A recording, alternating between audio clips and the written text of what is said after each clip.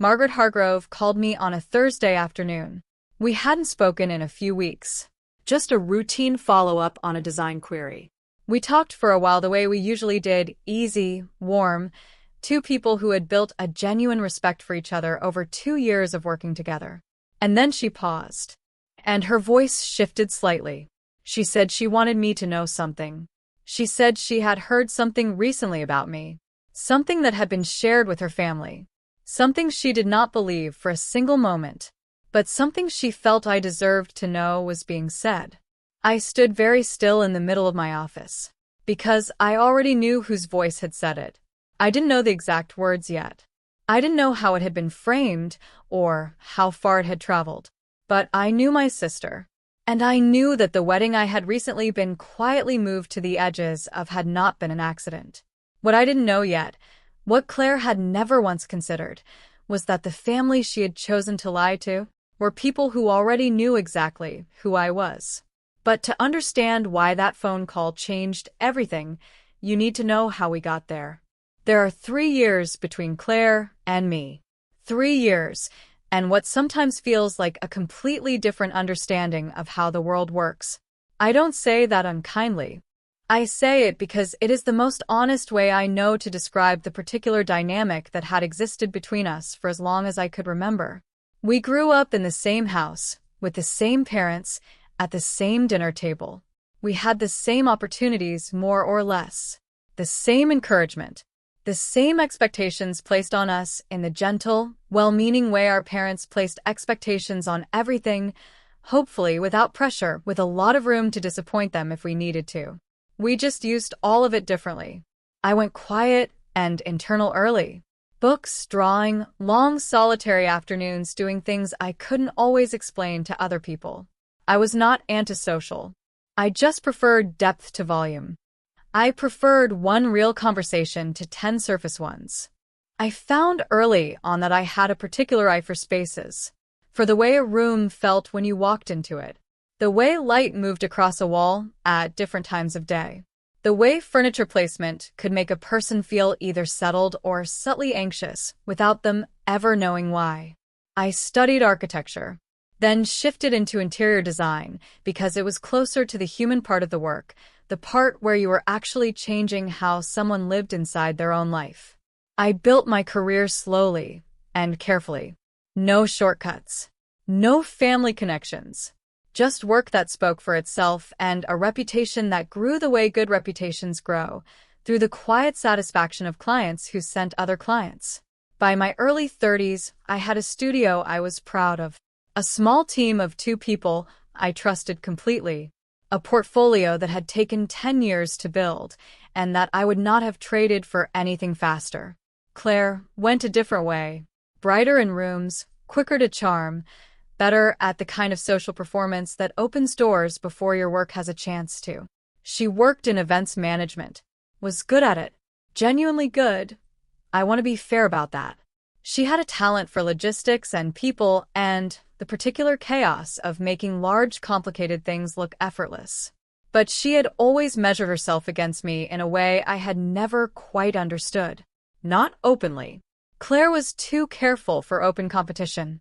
It was subtler than that. A comment here, a comparison there.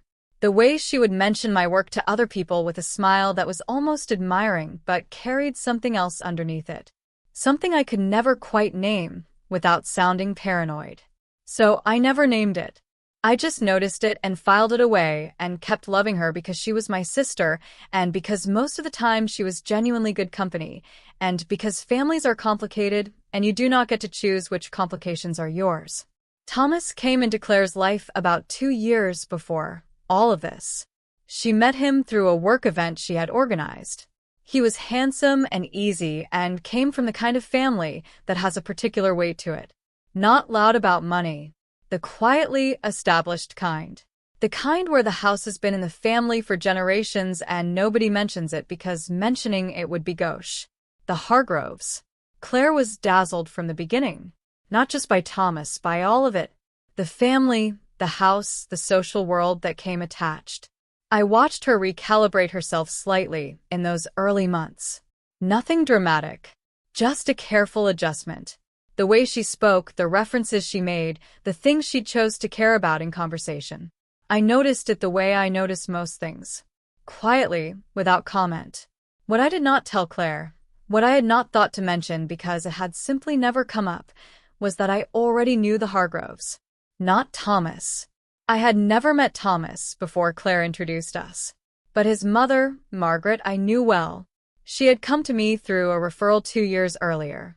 A significant project, the redesign of their main property.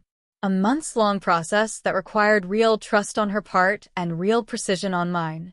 We had worked closely together.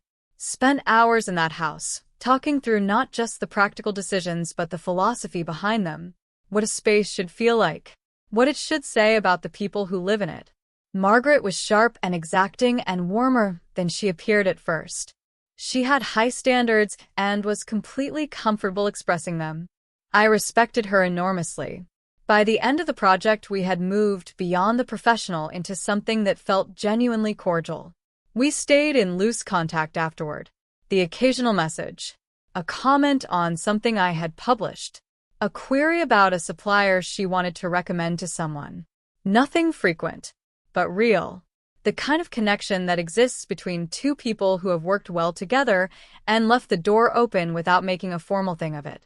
When Claire told me she was engaged to Thomas Hargrove, I felt something shift very slightly in my chest. Not alarm, just a quiet awareness that these two parts of my life had just become connected. That the careful distance I had always kept between my work world and my family world had just closed. I said all the right things. I told her I was happy for her. I meant it. I asked about Thomas, about the proposal, about what they were thinking for the wedding. She was radiant in that particular way of women who have been waiting for something and have finally received it. I was glad for her. I made a mental note to mention to Margaret at some point that my sister was engaged to her son, just so nobody was caught off guard. I never got the chance, because things started to shift before I thought to say anything. And by the time I understood why they were shifting, it was already too late for a quiet mention to fix it. The first sign was small enough to explain away. They usually are. Claire called me in early spring, about 4 months after the engagement, ostensibly to talk about wedding plans. She was warm and chatty and covered a lot of ground quickly the way she does when she is moving through a list of things she needs to get through. Venue confirmed. Date set. Color palette decided. And then, almost in passing, she mentioned the wedding party. She said she had been thinking about it a lot, that she wanted to keep it small and simple on the bridal side. Just 2 bridesmaids, her closest friend from university and her friend Gemma, who she had known since childhood. She said she hoped I would understand, that it wasn't about me, that she just wanted it to feel intimate. I said of course. I said it without hesitation because I meant it. I am not a woman who needs to be a bridesmaid. I do not have strong feelings about the choreography of wedding parties. What mattered to me was being there, being part of the day, celebrating my sister's marriage to someone she loved. The rest was decoration. So I said of course, and I meant it, and we moved on. The conversation ended warmly. I put the phone down and made a cup of tea and thought nothing more of it. The second sign came about 6 weeks later. The invitation. I had been expecting it. I knew the wedding was about 14 weeks away, and invitations were going out. When it arrived, it was beautiful. Thick cream card, elegant type, the kind of stationery that announces itself before you have read a word. I opened it at my kitchen table on a Tuesday morning, and I read it, and something sat slightly wrong. Not the words themselves. The words were correct. My name, the date, the venue, the time, all of it in order. But the tone of it was different from what I had expected. Formal in a way that felt deliberate. No personal note inside. No little addition in Claire's handwriting the way she had put in our parents' envelope, which I had seen when I helped her address a batch of them the previous month. Mine was clean, complete, and somehow, because of that, slightly cold. I set it on the counter and looked at it for a moment, and then I told myself I was reading too much into stationery, which is a very easy thing to tell yourself when you are not ready to look at what you are actually noticing. I texted Claire to say the invitation had arrived, and it was beautiful. She replied quickly. A heart emoji and a thank you. Nothing else. I noticed the nothing else, and then I put my phone face down and went back to work. The third sign was harder to explain away.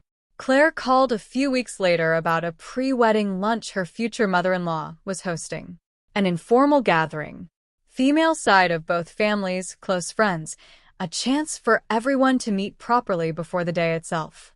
The kind of thing that sounds relaxed and is in fact very carefully observed. Claire mentioned it in the same quick, list-moving way she had mentioned the bridesmaid decision. She said she thought it might be a bit overwhelming for me, that it was going to be quite a lot of new people in an unfamiliar setting, that she didn't want me to feel uncomfortable. She said it so gently, so considerately, with so much apparent care for my well-being. I remember standing in my studio when she said it, phone pressed to my ear, looking at the project plans spread across my desk. I am a woman who presents work to clients in unfamiliar rooms on a regular basis. I am a woman who walks into spaces full of strangers and reads them and navigates them and leaves having made an impression. Overwhelming is not a word that has ever applied to me in a social setting. And Claire knew that. She had known me for 33 years. So the gentleness landed strangely. The consideration felt like something else wearing consideration's clothes. I said I would be fine at the lunch, actually, that I was looking forward to meeting everyone. There was a beat of silence. Short, but there. And then she said, well, let me just check the numbers with the venue. That was the moment. That small, smooth redirection. Let me just check the numbers. As though my attendance was a logistical question rather than a given. I got off the phone and stood in my studio for a while, looking at nothing in particular. Something had shifted in the last few weeks, and I had been politely, carefully not looking at it. I was looking at it now. I thought about the bridesmaid conversation, the invitation with no note, the lunch I might find overwhelming, the gentle, careful, considerate way Claire had been handling me lately, like I was something fragile, something that needed managing.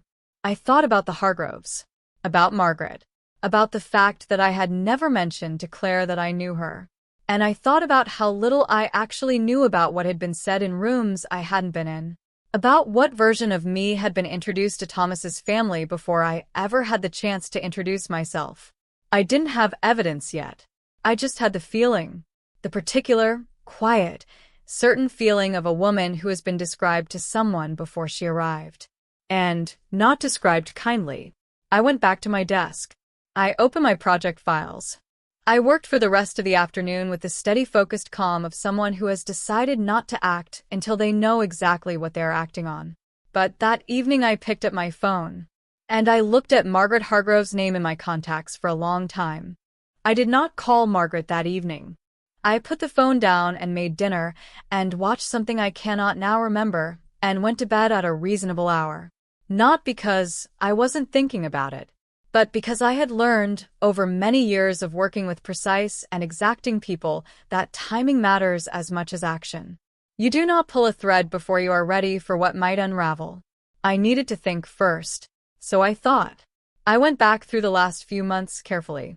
Not emotionally. The way I would approach a project that wasn't adding up. Methodically.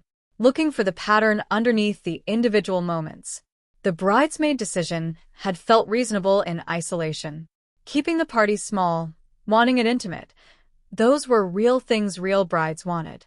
I had accepted it without question.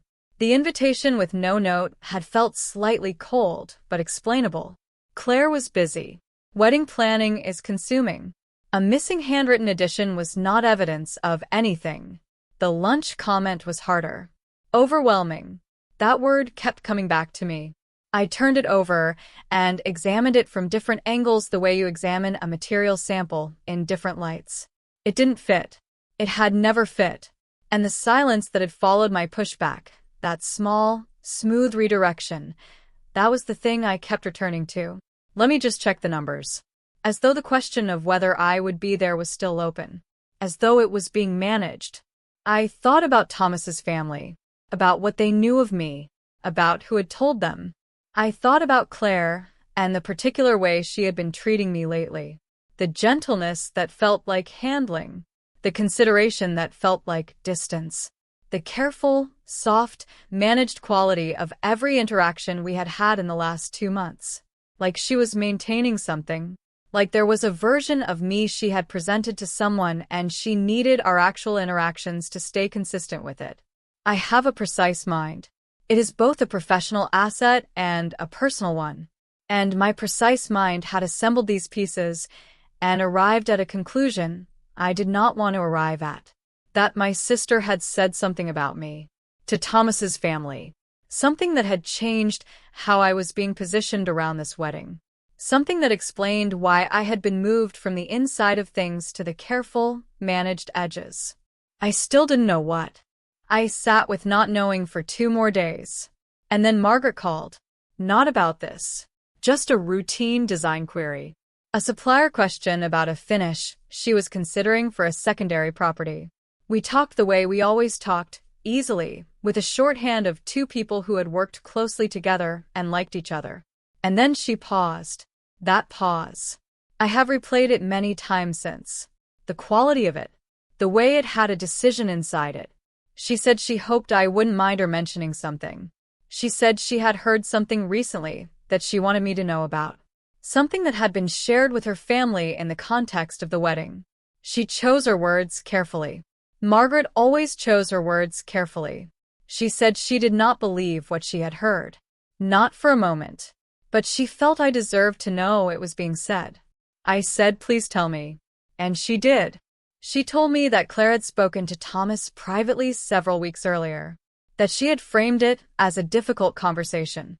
The kind a loving sister has reluctantly, out of duty, because the alternative is saying nothing and hoping for the best. She had told him that I had a history of mental instability. That I had struggled for years with something she described vaguely enough to be unfalsifiable. That I had caused scenes at family events in the past. Embarrassing scenes. The kind that left people shaken. She had said that she loved me deeply, but that she had learned, over the years, to manage situations carefully where I was involved. That large gatherings with new people could be difficult for me. That she would of course invite me to the wedding because I was her sister and she loved me. But that she wanted Thomas's family to be aware, so they could be prepared. So nobody was caught off guard. She had cried while she said it, apparently. Just enough. Not so much that it became its own scene. Just enough to signal that this was costing her. That she was doing it out of love. I stood in the middle of my studio and listened to Margaret describe my sister's performance, and I felt something I had not felt in a very long time. Not anger. Not yet. Something colder than anger. The specific chill of recognizing that someone you love is capable of something you had never fully allowed yourself to believe they were capable of. I had known Claire was competitive. I had known she measured herself against me in ways she never acknowledged. I had noticed over years the small comments and the loaded comparisons and the smile that carried something underneath it. But this was different. This was not a pointed comment at a dinner table. This was a constructed narrative, delivered tearfully, to the family of the man she was about to marry, designed to remove me, not from the wedding party, from credibility, from the room, from the version of events where I was a person to be taken seriously. Margaret said she had listened and said nothing at the time, but that she had known me for 2 years. And the woman being described bore no resemblance to the woman she knew. She said she wanted me to hear that from her directly. I thanked her. My voice was steady. I don't know how. We finished the call, and I put the phone down on my desk. And I sat in the quiet of my studio for a long time, thinking about Claire. About what she had decided I was worth, about what she had decided she was allowed to do, and about the fact that she had done all of it without knowing one crucial thing, that the family she had chosen to perform to already had a front row seat to exactly who I was. The days after Margaret's call were quiet ones. Quiet on the outside at least. On the inside, I was doing what I always do when something large and complicated lands in my life. I was taking it apart, not to destroy it, to understand it, to look at every piece of it clearly before I decided what to do. I did not call Claire. I did not send a message. I did not reach out to Thomas or to anyone connected to the wedding. I went to work the next morning the same way I always went to work. Made coffee. Opened my project files. Sat at my desk in the studio I had built over 10 years and did my job with the full attention it deserved. Nobody who saw me that week would have known anything was different. That steadiness was not performance. It was just how I am built. When something hurts me, I do not collapse outward. I go inward and I get very still, and I think. I thought about Claire for a long time. Not about what she had done in the abstract. About the specifics of it. The choices she had made at every stage. She had chosen Thomas's family as her audience. Not a friend. Not a neutral third party. The people who would be most affected by the information. The people who had the most power over how I was positioned around this wedding and around this new chapter of Claire's life. She had chosen the framing carefully. Not a direct accusation. Nothing falsifiable. A vague history. A pattern of difficulty.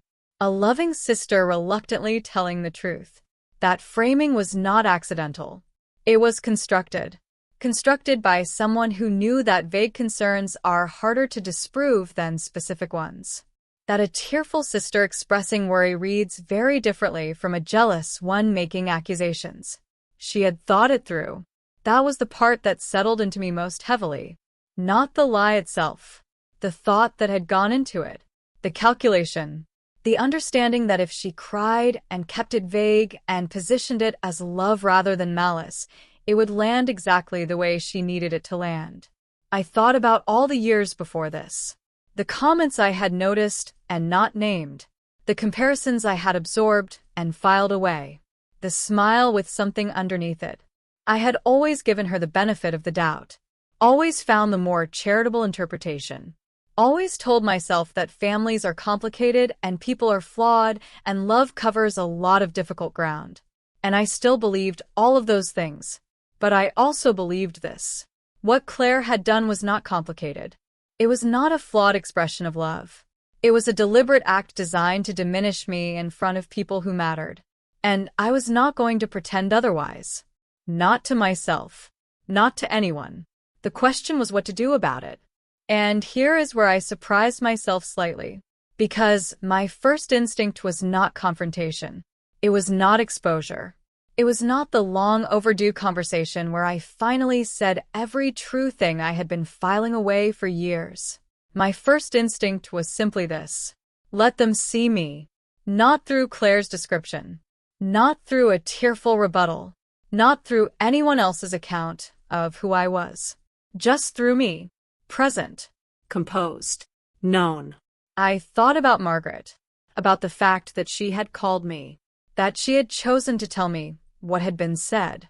That she had already told me, clearly and without ambiguity, that she did not believe it. Margaret Hargrove was not a woman who said things she did not mean. She was not a woman who offered reassurance as social courtesy. If she said she did not believe it, she did not believe it. And if she did not believe it, she was not alone in that house. Margaret had a particular presence in her family. The quiet kind that carries the most weight. I knew that from 2 years of working with her. I knew how our household worked. I knew who set the tone. What I needed was not a confrontation. What I needed was to be visible. To be present in a setting where the people who had heard Claire's version of me could encounter the actual version. Not aggressively. Not strategically in any obvious way. Just genuinely. The way I always was in professional and social settings. Composed and warm, and entirely in possession of myself. I looked at my diary. There was an industry event coming up in 3 weeks. A small evening gathering hosted by a design foundation I had been involved with for several years. The kind of event where interesting people from overlapping worlds came together. The kind of event that Margaret Hargrove had attended before. I checked with the foundation quietly. Margaret was on the guest list. So was her husband. I confirmed my own attendance. And then I went back to my project files and worked for the rest of the afternoon with the particular calm of someone who has made a decision and is now simply waiting for the right moment to let it breathe. I did not tell Rachel about the plans specifically, but I called her that evening and told her everything else. She listened the way she always listened, completely and without interruption. When I finished, she said something that stayed with me. She said the thing about people who lie about who you are is that they have to keep maintaining it, but you just have to keep being yourself. And one of those is a lot more work than the other. She was right. I went to bed that night feeling something I hadn't expected to feel so soon. Not peace exactly. Not yet. But the particular settled quality that comes when you know what you're going to do. And you know it is right. And you are simply waiting for the moment to arrive. 3 weeks. That was all. The event was on a Thursday evening in early summer, a converted gallery space in the city. The kind of room that had been designed to make people feel both inspired and comfortable at the same time. High ceilings, warm lighting, the particular hum of a gathering where most people know at least some of the other people and are pleased about it. I wore a dress I had owned for 2 years and loved. Dark green, simple, the kind of thing that requires nothing from you once you put it on. I did not dress for an occasion. I dressed for myself. There is a difference, and it shows. I arrived at 7. Not early enough to seem eager. Not late enough to make an entrance. Just on time, the way I always was. I got a drink and spoke to a colleague I hadn't seen since a conference the previous year. We talked about a project she was working on. I was genuinely interested. That is the thing about being yourself in a room. You don't have to manage it. You just have to show up and let it happen. I saw Margaret about 20 minutes in. She was across the room with her husband and another couple I didn't recognize. She saw me at the same moment, and her face did something warm and immediate. She excused herself from the group and came toward me, and we greeted each other the way we always greeted each other. Warmly. With the ease of two people who had spent real time together and had come out of it with genuine regard. She held my hand for a moment when she took it, just a beat longer than a standard greeting. I understood what that meant. We talked for a while, about the project she had mentioned on the phone, about a building I had recently visited that she had read about a mutual contact who had recently done something impressive. Easy, substantive conversation between two people who had a real basis for it. And then her husband joined us. Robert Hargrove, Thomas's father. I had met him briefly during the project, but we had not spoken at length. Margaret introduced me properly this time. She said my name. She said I was the designer who had transformed their home. She said it with the particular warmth of someone recommending something they are genuinely proud of having discovered. Robert shook my hand and said Margaret had spoken very highly of me, that the house had never been better. I thanked him. We talked for perhaps 15 minutes. About design, about the property, about a renovation he was considering at a secondary house in the country. He was engaged and direct, and listened the way people listen when they are actually processing what you are saying rather than waiting to speak. At one point he laughed at something I said. A real laugh. The unguarded kind. I was simply myself, precise and warm and entirely comfortable in that room. Not performing, not managing, just present, just me. I was aware, in a quiet corner of my mind, of what was happening. Not with satisfaction exactly, with something more like clarity. Robert Hargrove had now spent 15 minutes with the woman his future daughter-in-law had described as mentally unstable. Unpredictable, prone to scenes, someone to be managed and kept at a careful distance. I did not need to say a word about any of that. I did not need to defend myself or correct the record or present a counter-argument. I simply needed to be the person I had always been, and let the contrast do the rest. Before the evening ended, Margaret touched my arm briefly as we said goodbye. She said it was very good to see me. She said she hoped we would catch up properly soon. And then she said, quietly and without elaboration, that she intended to have a conversation with Thomas this week. She said it in the way she said everything that mattered. Calmly. Certainly. Like a decision that had already been made and was simply being announced. I thanked her. She shook her head slightly, as if to say no thanks were necessary. And I drove home through the city, with the windows down, and the particular feeling of a person who has done exactly the right thing in exactly the right way. Not a confrontation. Not an exposure. Not a scene. Just the truth. Visible. Undeniable. Present in the room. 4 days later I got a call from Thomas. I had not spoken to Thomas directly since Christmas. He said he needed to speak to me. He said there was something he had been told that he wanted to ask me about directly. His voice was careful in the way of a man who has recently discovered he may have been given an incomplete picture and is not sure how to proceed. I said of course. I told him I was happy to talk. I told him I thought it was a very good idea. And then I listened as Thomas Hargrove, quietly and with evident discomfort, began to tell me what my sister had said about me. And I let him finish. Every word. Because I wanted him to hear himself say it out loud. I wanted him to feel the shape of it, before I told him, calmly and with complete clarity, exactly who I was. And exactly what had actually happened. Thomas listened to everything I said. I had not planned a speech. I didn't need one. I just told him the truth the way I always told the truth, clearly, without embellishment, without asking him to take my side. I told him I had not caused scenes at family events. I told him I did not have a history of instability.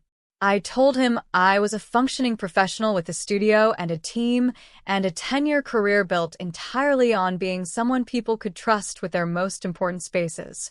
I told him that Margaret Hargrove had been my client for 2 years, that she knew me, that she had called me after hearing what Claire had said because she had not recognized the person being described. I told him all of it quietly and without anger. And when I finished, there was a long silence. Thomas said he didn't know what to say.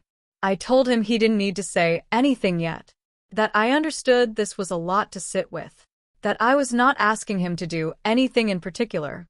I was simply making sure he had the full picture. We got off the phone.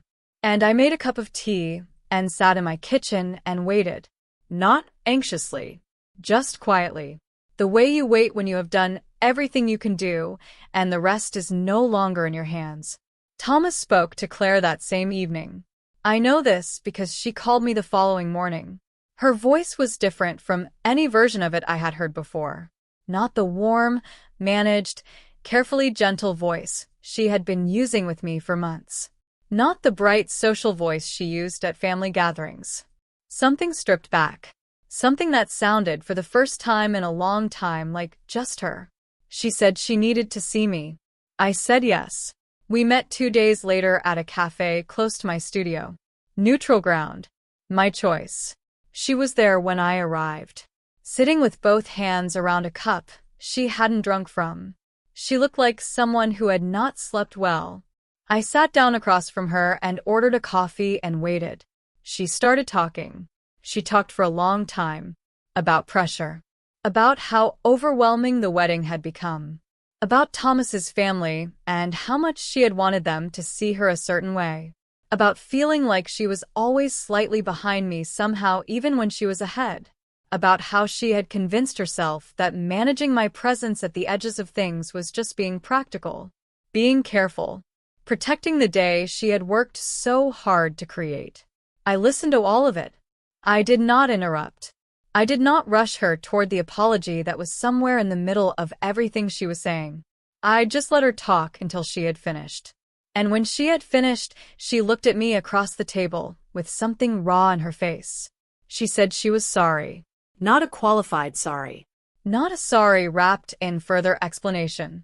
Just I am sorry. I looked at her for a moment. I thought about the years of small comments, the comparisons, the smile with something underneath it. I thought about the conversation she had with Thomas's family, the tears she had performed, the vague, unfalsifiable history she had constructed and delivered so carefully.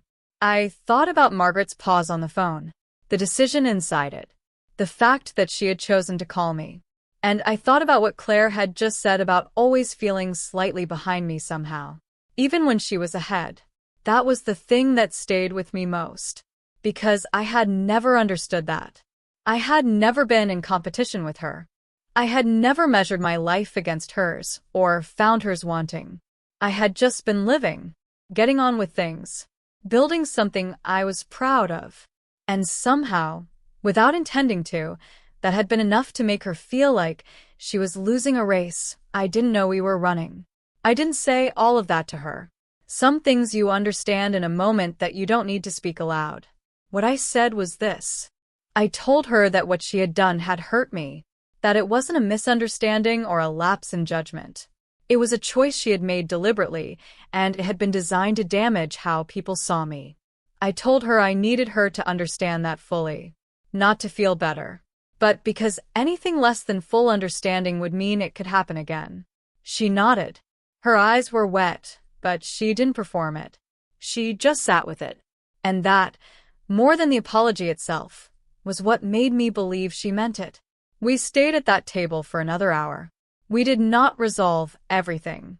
You do not resolve years of complicated dynamic over one cup of coffee. But something shifted. The managed distance disappeared. The careful handling dissolved. We talked the way sisters talk when they have stopped pretending and started actually speaking. It was uncomfortable and overdue, and in some ways the most honest conversation we had ever had. I went to the wedding. 6 weeks later. Not as a bridesmaid. That ship had sailed, and neither of us tried to retrieve it. But as her sister. Present, warmly dressed, seated near the front with our parents. Margaret caught my eye across the room during the reception and raised her glass, very slightly. I raised mine back. No words necessary. Thomas was kind to me all day. Not overcompensating. Just genuinely warm in the way of a man who has recalibrated his understanding of someone and is at ease with the new version. Claire and I danced together at some point in the evening. Badly, both of us. Laughing. It felt like something beginning rather than something being repaired. I think that distinction matters. In the months since the wedding, things have been different between us. Not perfect. I am not a person who mistakes resolution for erasure.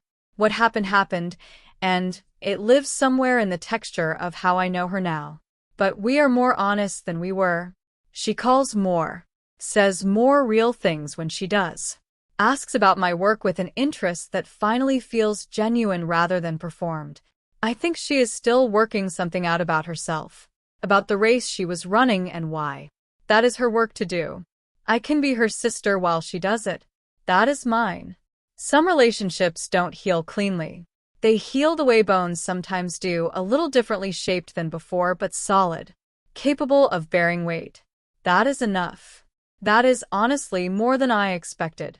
If you have ever been described to someone before you had the chance to describe yourself, if someone has handed another person a version of you that you didn't recognize, I hope this reminded you that the truth has a way of being present even when someone is working hard to obscure it. You don't always have to fight for it. Sometimes you just have to show up and be it. Share this if it stayed with you. And come back for the next one. We will be here.